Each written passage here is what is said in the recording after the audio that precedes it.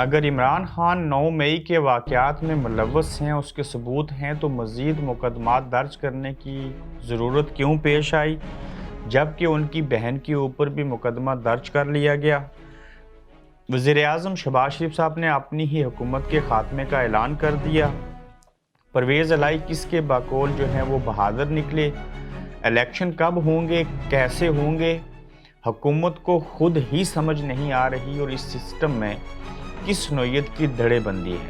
आज के गोरखधंधा में इन पहलुओं के ऊपर बात करेंगे। अस्सलाम वालेकुम, आप देख रहे हैं गोरखधंधा अबरार कुरैशी। आपसे महातब इमरान खान के ऊपर 160 से ज़ायद मुकदमात हो चुके थे। बकौल इमरान खान साहब के 180 मुकदमे हो चुके हैं, जिसमें वो आए रोज़ ज़मानतों की असूल के लिए जाते हैं। 9 मई के वाक़े को वजह बना के इमरान खान के ऊपर, जैसे पहले आपको बताया था कि एक तगड़ा और बड़ा पावरफुल मुकदमा दर्ज होगा, लेकिन हमारी बात गलत ऐसी हुई कि एक के बजाय 3 9 मई के वाक़े को वजह बना के 3 मुकदमे नए हुए हैं, जिसमें कायदे-आज़म जिन्ना हाउस जिसको कहते हैं उसके हवाले से है। सवाल ये उठता है कि अगर इमरान खान गलत थे, 9 मई के वाक़े में मुलव्वस हैं, उसके शवाहिद मौजूद हैं, तो फिर ये मज़ीद मुकदमात की ज़रूरत क्यों पेश आई? मान लेते हैं कि ये मज़ीद जो 3 मुकदमात हैं ये 9 मई के हवाले से ही हैं, मगर अगर 9 मई के अंदर वो मुलव्वस हैं, यही मुकदमा काफ़ी है, उसके सबूत मौजूद है, तो फिर तोशाखाना क्यों? फिर उनकी बहन के ऊपर मुकदमा क्यों? उससे पहले उनके ऊपर फायरिंग क्यों? फिर उनको कातिल क्यों बनाया गया? गद्दार क्यों कहा गया? मुकदमा तो कोई 1, 2, 5, 10, 12 हो जाने चाहिए थे, मगर आपने कोई खाना खाली नहीं छोड़ा। और जब ये इतना बड़ा खिलवाड़ कर दिया, तो इससे ये बात साबित है कि ये सारा मंसूबा है और इमरान खान को, जैसे नवाज शरीफ और बाकी लोगों को फंसाया गया, किसी को बेटे से तनख्वाह न लेने के ऊपर, किसी को पैनामा पेपर के अंदर, किसी को किस वजह से, और बाद में वही लोग बहाल हो गए। ये उसी तरह से इमरान खान को 9 मई के वाक़यात में शामिल करना, कुछ लोगों से मुस्तकबिल करीब में प्रेस कॉन्फ्रेंसें भी करवाई जाएंगी, कुछ वादा माफ़ गवाह भी बनेंगे, कुछ जो कारकुन हैं वो भी स्टेटमेंट देंगे और कुछ जो रहनुमा हैं वो भी उसके ऊपर बोलेंगे। लेकिन इस सारा मामला जो था, इसमें गलत कौन है, सही कौन है, इसका फ़ैसला तो तब होगा जब एक फेयर किस्म का ट्रायल होगा। मिसाल के तौर के ऊपर हुकूमत अभी तक ये तय नहीं कर सकी, और अदालतें, कि क्या फ़ौजी अदालतों के अंदर मुकदमात चलने चाहिए या कि नहीं। मुकदमात तो तब फ़ौजी अदालतों में या एंटी टेररिज्म कोर्ट के अंदर चलेंगे ना, जब आप उससे पहले जो मुखालिफ है, मुद्दई को कह रहा है कि आप इसकी इंडिपेंडेंट जो है वो इंक्वायरी करवाएं, तो उस इंक्वायरी के बाद जो सबूत सामने आए फिर ट्रायल किया जाए और जो मुलव्वस हैं उनको सज़ा दी जाए। मगर आप 160 से ज़ायद मुकदमात दर्ज करें और इमरान खान को उसमें फंसाने की कोशिश करें, डेफिनेटली आपके पास कुछ ना कुछ तो सबूत होंगे, ऑडियो, वीडियो और बाकी चीज़ों को वजह बना के। ताहम ये केस उसी वक्त मर गया, इसकी हैसियत उसी वक्त ख़त्म हो चुकी है जब आपने 150 से ज़ायद मुकदमात एक शख्स के ऊपर किए और अब तक किसी भी मुकदमे के अंदर उनको सज़ा नहीं हुई। और अगर 9 मई के वाक़े में सज़ा देना चाहते हैं या उनको नाअहल करना चाहते हैं, तो इसकी भी मैं आपको वजह बताऊंगा कि ये सारा खेल क्यों खेला जा रहा है और इसके पीछे सबसे बड़ी वजह क्या है, और इलेक्शन कब होंगे, और हुकूमत का एक धड़ा क्या चाहता है और दूसरा क्या चाहता है। ताहम ये जो जिन्ना हाउस समेत दहशतगर्दी के मज़ीद 3 मुकदमात इमरान खान के ऊपर जिसमें उनको मुल्ज़िम नामज़द किया गया है, अभी तक मुजरिम नहीं बने, ये भी एक हैरानकुन बात है। और मज़ीद कितने मुकदमात होंगे ये भी देखने वाली चीज़ होगी। फिर आप देखिए कि हुकूमत जो है वो कन्फ्यूज़ है कि इलेक्शन कब होंगे और इमरान खान का जो मिलिट्री ट्रायल में कोर्ट के अंदर ट्रायल है वो हो सकेगा या नहीं होगा। इंतखाबात के हवाले से 2 धड़े हैं। एक कहता है कि अक्टूबर नवंबर में इंतखाबात हो जाने चाहिए, दूसरा कह रहा है कि जो मार्च है 2024 का उसमें इंतखाबात होने चाहिए। प्लस एक सोच ये भी है पीडीएम के जो सरबराह है मौलाना साहब की, कि जहाँ पे वो सदर बन जाएं या कोई और बन जाए, उसके बावजूद इस हुकूमत को तवालत दें और 1 साल की मुद्दत इस हुकूमत की बढ़ानी चाहिए। लेकिन ये बात ना इस्टेब्लिशमेंट चाहती है, ना नवाज शरीफ और ना ही जरदारी साहब। पता नहीं मौलाना साहब को क्यों लगता है कि ऐसे होना चाहिए। इंतखाबात कब होंगे, इस सिलसिले में एक नुक्ता ये भी बड़ा अहम है कि जब तक इमरान खान जेल में नहीं जाते या नाहल नहीं हो जाते, उनकी पार्टी कमज़ोर नहीं हो जाती, याद रखिएगा ये लोहे पे लकीर है, उस वक्त तक ये इंतखाबात नहीं करवाएंगे, इंतखाबात नहीं होंगे। मगर ये सोच किसकी है? इस्टेब्लिशमेंट की और पीडीएम की, चूँकि उनको पता है कि जब तक इमरान खान हैं, अवाम का साथ उनको हासिल है और जब तक इमरान खान के खिलाफ हम कुछ नहीं कर सकते, उस वक़्त तक हम इंतखाबात नहीं करवाएँगे। इनको सही माहौल चाहिए जो इनकी अपनी फ़ेवर में हो। इस सिलसिले में किस तरह के नए कानून बन रहे हैं, इलेक्शन कमीशन बना रहा है हुकूमत के साथ मिलके, क्या चीज़ें हो रही हैं, वो अगले एपिसोड के अंदर हम तफ़सील से उसके ऊपर बात करेंगे। ताहम इमरान खान की नाअहली, उनको जेल में डालना और उसके बाद मुकदमात का हतमी फ़ैसला हो जाने के बाद इज़राइल के एजेंट हैं या नहीं, इसके ऊपर भी हम अगले एपिसोड में बात करेंगे। तो देखना ये भी होगा कि क्या इमरान खान जेल जाएँगे? क्या कुछ जुर्म साबित होगा? क्या उनको नाअहल किया जाएगा? किस बुनियाद के ऊपर नाअहलियत होगी?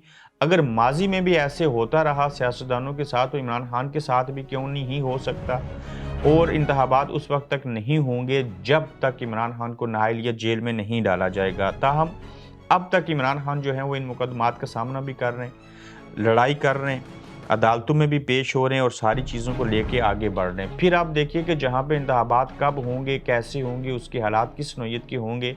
वहीं पे आज वज़ीर-ए-आज़म शहबाज शरीफ साहब ने कुछ देर पहले ऐलान कर दिया कि हम 14 अगस्त के बाद मैं या हमारी हुकूमत या मैं वज़ीर-ए-आज़म नहीं होऊँगा, और एक तरह से उन्होंने अपनी ही हुकूमत के खात्मे का ऐलान और निगरान सेटअप बनाए जाने का ऐलान कर दिया है। तो इससे ये बात वाज़ह है कि निगरान सेटअप जो है वो 15 अगस्त से पहले बन जाएगा। तब तक शहबाज शरीफ साहब वज़ीर-ए-आज़म नहीं होंगे। कौन वज़ीर-ए-आज़म होगा, किसको बनाया जाएगा, क्या वो ज़रदारी और नवाज़ शरीफ साहब की मर्ज़ी का बंदा होगा निगरान वज़ीर-ए-आज़म, या इस्टेब्लिशमेंट का बंदा होगा?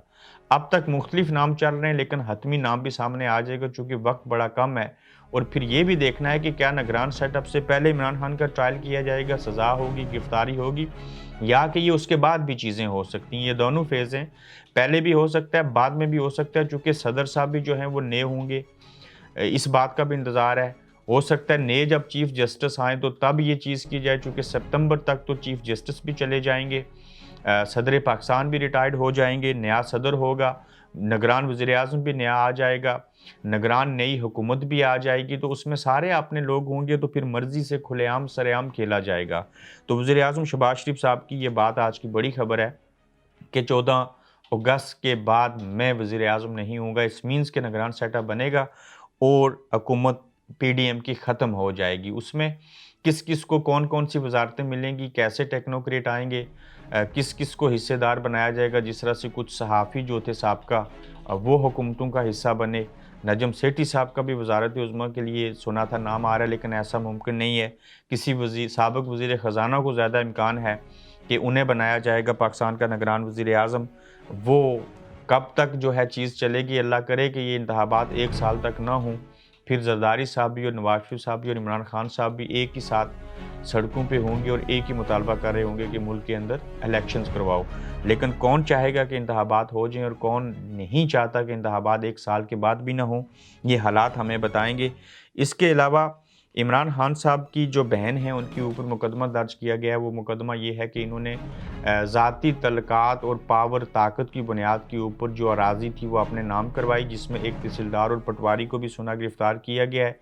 ये इमरान खान साहब की बड़ी हमशीरा हैं जिनके ऊपर मुकदमा हुआ है, और देखना ये होगा कि इनका भी ट्रायल होगा, क्या इनको सज़ा होगी, क्या इमरान खान की बहन को भी उनकी इमरान खान की गिरफ़्तारी से पहले गिरफ़्तार किया जाएगा इस केस में। वो ना तो मुल्क से बाहर जाना चाहती हैं अपने भाई की तरह, यहीं पे रहना चाहती हैं, यहीं पे लड़ना चाहती हैं, और ये वही प्रॉपर्टी है जिसके बारे में इमरान खान ने कहा था कि अगर ये 5 अरब की है या 5 करोड़ की है तो मुझे निसफ़ दे दो, सहाफ़ी चलो मेरे साथ जगह को देख लो तो मैं आपको बेच देता हूँ। तो ये एक जायदाद जिसको इन्होंने अपने नाम पे करवाया, हुकूमती सोर्सेज़ का इस्तेमाल करते हुए मुलाज़मीन को इसमें शामिल करके, जिसमें पटवारी और तहसीलदार भी गिरफ़्तार हुए। अब ये भी देखना होगा कि उनको कहीं वादा माफ़ गवाह तो नहीं बनाया जाएगा, क्या होगा? इस मुल्क के अंदर जो चाहें जैसे चाहें हो सकता है।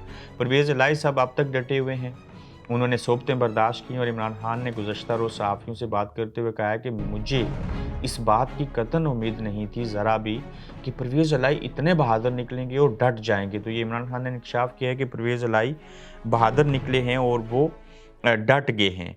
तो कब तक परवेज़ इलाही सब डटे रहेंगे, कहाँ तक चीज़ें आगे बढ़ेंगी, अगले एपिसोड में इसराइल का पाकिस्तान के अंदर ह्यूमन राइट्स की जो खिलाफवर्जियाँ हैं उसके ऊपर बयान देना, फिर 4 लोगों का इसराइल के साथ काम करना और फिर एफआईए पाकिस्तान का उनको गिरफ्तार कर लेना और अपने पास रखना, फिर कुछ वादा माफ़ गवाहों का सामने आना, सहाफ़ी जो हैं बड़े-बड़े टीवी पे कुछ और कहते हैं और सोशल मीडिया के ऊपर कुछ और क्यों कहते हैं? क्या इज़राइल का जो बयान है इसको पाकिस्तान की तहरीक इंसाफ के साथ लिंक क्यों किया जा रहा है? क्या इनको आने वाले दिनों में यहूदी एजेंट बनाया जाएगा? क्या ये जो 4 लोग गिरफ्तार हैं उनको इस्तेमाल किया जाएगा इमरान खान को यहूदी एजेंट कहने पे ऊपर बनाने के ऊपर और साबित करने के हवाले से? और 9 मई के वाक़ये को क्या कहीं बैरूनी दुनिया और एजेंसीज़ के साथ लिंक किया जाएगा? अगले एपिसोड में इस सारे गोरखधंधा के ऊपर तफसील से बात करेंगे। अपना ख्याल रखिएगा, फिर मिलेंगे। आप देख रहे हैं गोरखधंधा अब्रार कुरैशी के साथ।